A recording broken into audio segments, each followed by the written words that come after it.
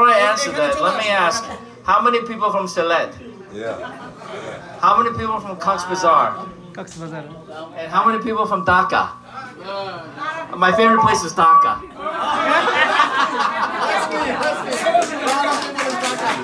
Come on, how long you know me? I'm not stupid, okay? I really loved all of the places. I mean, Dhaka obviously is the big city. A lot of people, I took a lot of pictures in Dhaka with people. But then we also, you know, Sylhet is a very different place. It's not a big city like Dhaka. You don't have the tall buildings. But you have a lot of people, you know, running around doing their work, many more bicycles. And then Cox's Bazar is, you know, it's almost like a resort area. So they're all very different places. I liked all of them. Next time you will have to go Sundarban. Okay, Sundarban and Chittagong. Kulna.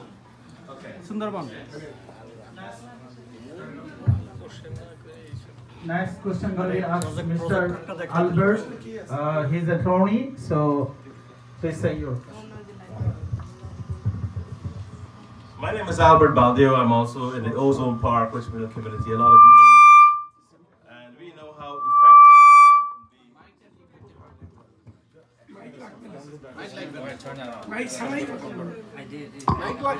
how effective it can be to get our answers answered at the highest level. Senator, I want to compliment you. You've always been fighting for us, especially minority communities, and I know that you have you can help us also in this grave problem that is in Bangladesh. Recently, we did push the mayor to solve that problem in Ozone Park, and he did, because it was right there, and he called the cops to make sure myself and Mohammed.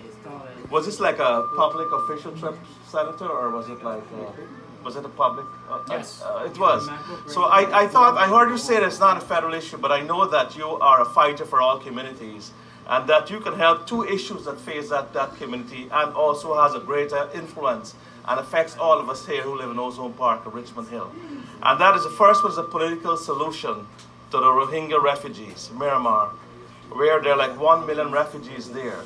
And India is not taking them, Pakistan is not taking them, and they are saddled on the backs of the Bangladeshi people who already have to send funding to their relatives over there. That's the first political issue. And I do believe I speak on their behalf, Senator, when they tell us that it is a drain on them and it is a severe emotional turmoil.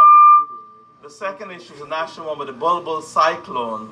I think so far 38 people have died, and it's cost 2.8 million, and it has cost you a lot of money to send back home and so forth. The great thing tonight is that you have one of the most caring senators, and I wish you were mayor to do that, to help us. So I'm wondering, Yes. What is your question? I think the question is how we can get Senator Liu, with a tremendous influence that he has, to channel this effort to the governor of New York State, and secondly, on a federal level to the Congress people, how best you can do that, Senator, in using the influence that you have and the knowledge, and especially since you have the photographs and data that the others do not have. Thank you, Senator.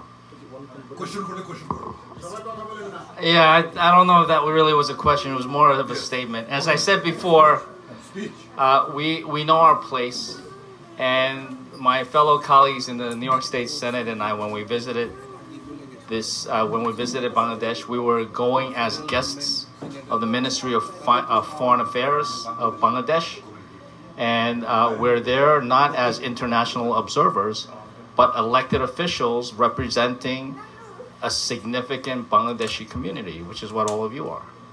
And so my goals were to really understand the homeland, your roots, history, the culture, and not fix the world problems, because that is not my place. Maybe one day it will be my place. Yes. Yes. But right now, I'm a state senator. And so we wanted to at least make sure we saw firsthand what some of the problems and hardships were. Thank you. Yes. Thank you, John Lewis, to visit in Bangladesh and to attend this event for us. This question on behalf of Attorney Shoma Sai. She did just now, she said. The question is, what is your general perception of the democratic process in Bangladesh? This question on behalf of Attorney Shoma Sai.